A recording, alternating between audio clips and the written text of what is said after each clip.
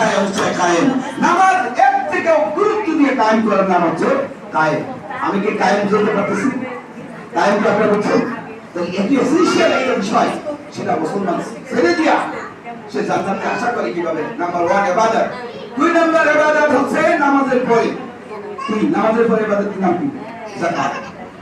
নামাজের পরে কি? ওয়াকিমুস সালাত ওয়া আতুজ যাকাত।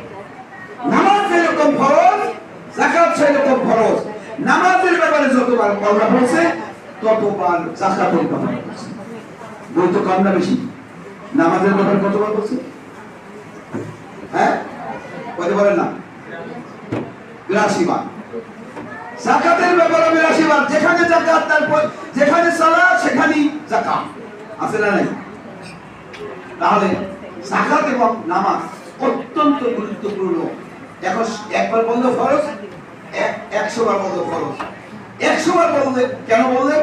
এটার গুরুত্ব অনেক বেশি। তাই নামাজ এবং যাকাতের গুরুত্ব সব ফরজিয়াতের উপরে কম না বেশি? এরপরে আসছে কি? রমাদান। এরপরে কি? রমাদান। রমাদান সামনে আছে, এটা ফরজ, এটা ইবাদত। এরপরে হাজ, এটা একটা ইবাদত। এই ইবাদত, এই সবগুলি ইবাদত এরপর মুখে